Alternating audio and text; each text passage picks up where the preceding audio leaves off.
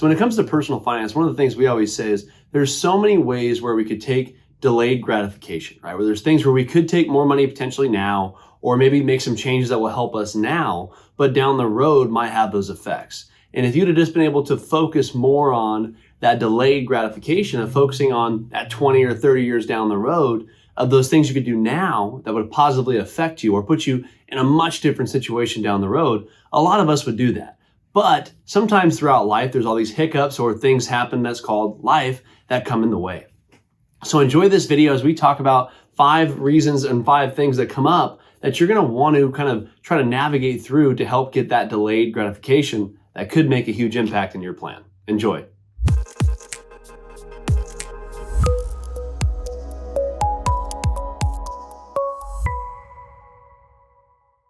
Thanks for stopping by the Financial Beat YouTube channel. I am the host of this channel. I'm Logan Sadler. So those of you that's your first time stopping by, thank you for doing so. If you've watched all the rest of our videos or most of them, thanks again for coming back. So as you guys know, I am a financial advisor out here in California. We help people all over the United States kind of help plan and prepare for retirement. And we really specialize more in that retirement stage of life when it comes to retirement planning.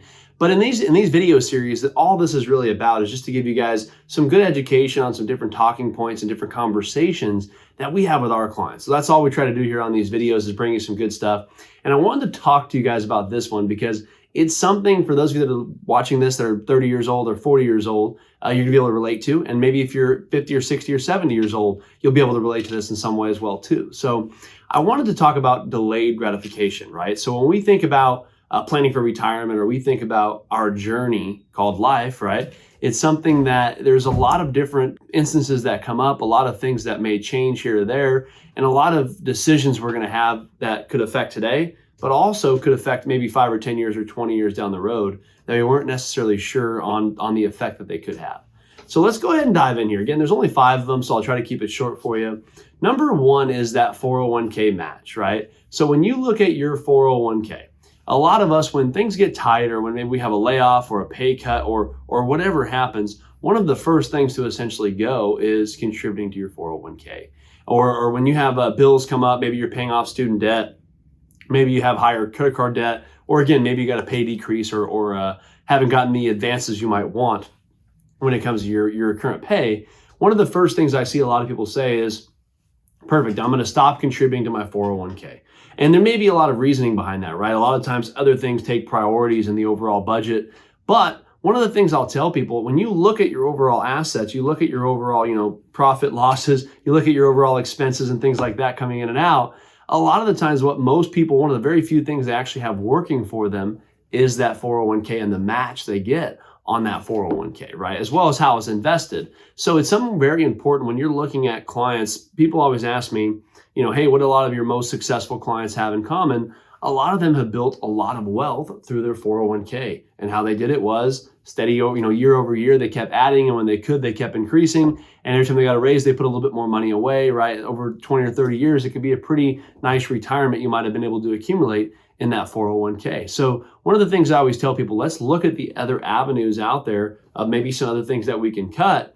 Again, because this is one of probably the very few things in your overall budget that are actually helping you earn some interest there on your money. So again, be very aware of where your money's going, especially when it comes time to where you should cut things. If anything, maybe reduce 401ks, but at least still keep contributing, at least to get the match, because again, it can make a huge, huge impact over that whole retirement plan, okay? The next thing I wanted to talk about is saving only in tax-deferred accounts. We do a radio show, many of you guys know. It's uploaded actually right here on the platform as well. It's played out here in our local areas. One of the things I talk about all the time on that show is so many people, when it comes time to tax plan or when it comes time to putting money into a retirement plan, a lot of us are very short term, right? We think about taxes today. Where can I put money that's going to help me save on taxes today? Typically, that's a tax-deferred 401k or IRA. One of those types of avenues is going to give you some tax breaks now. One of the things I see all the time, again, I'm an advisor that helps people in that retirement age. Most of our clients are, 55 to 65 years old, give or take. And a lot of them have accumulated lots of wealth in their traditional tax-deferred accounts. So the biggest problem with that is we don't have a whole lot of tax control in our retirement years, right? We might have pensions that are taxable. We have 401ks that are taxable, all these other assets. So it is great to have some tax-free tax-free money. Index universal life insurance could be a good way to get tax-free money. Roth IRAs, right? A lot of these other areas you could put some of your money, not all of your money, but some of your money to help create some tax control down the road. It's very easy to think now and not delayed gratification, right? Because again, you're not getting a lot of tax breaks on the Roth IRAs and things like that, but you do enjoy a lot of tax breaks on it in retirement when it comes time to withdraw. So that's the number two.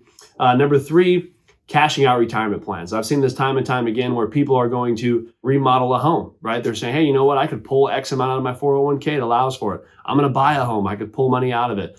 Sometimes even with penalty, people just pull money out here or there.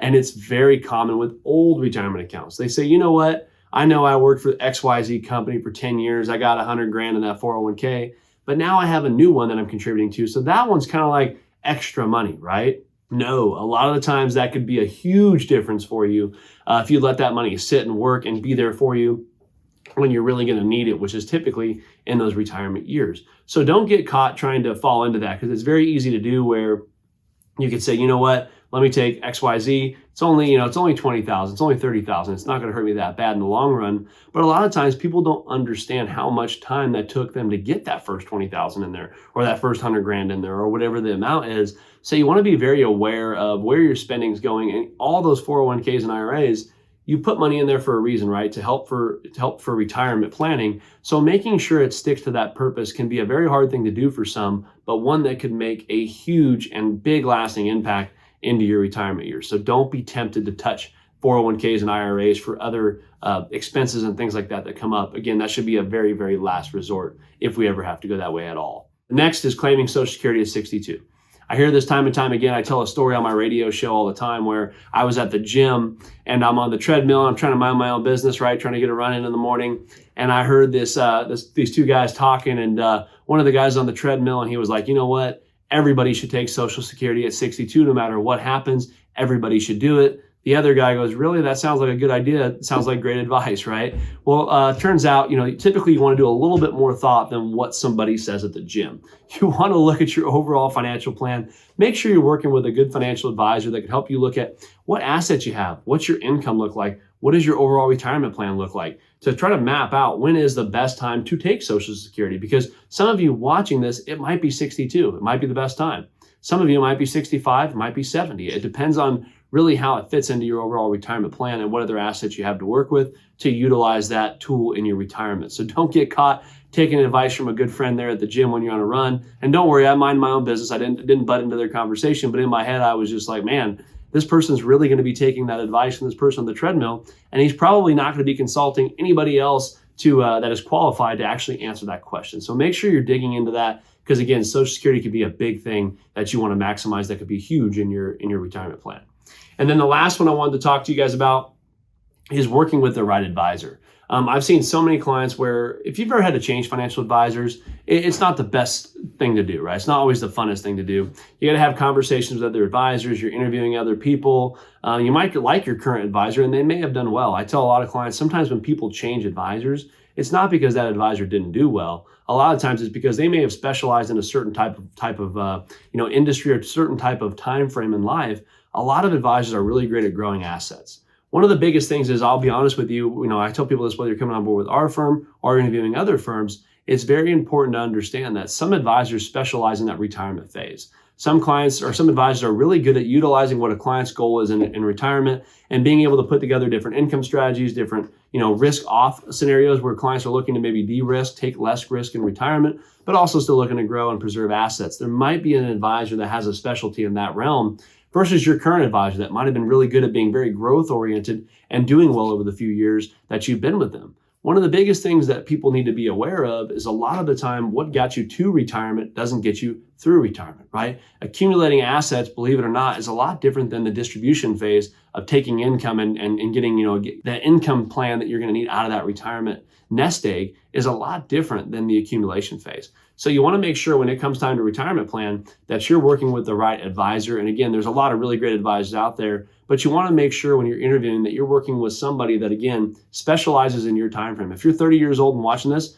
if you're in that phase of life, make sure you're working with an advisor that does help and specialize in that time frame. Make sure all their clients are around your age and around your time frame, right? A lot of those types of things you could look for. But having the right advisor, I would say, is one of the most important things you could do, because you want to, again, make sure you're using a specialist in that field. So again, those are the 5 things. I know it's hard, right? I want to leave you guys with this. I know it's hard. I'm one of those advisors. I'm very realistic. I'm human too. I have things come up. I have things change, family, things like that, life, work, everything changes all the time. So it's very important to understand you got to be realistic while setting these goals. But one of the best things you could do is if you could delay that gratification to down the road, 5 years, 10 years, or 20 years down the road, depending on how old you are, it can make a huge, huge impact in your overall retirement plan. I'm Logan Sadler. Hopefully you enjoyed this video. If not, we're going to be back here again next week with another one, and we'll see you then.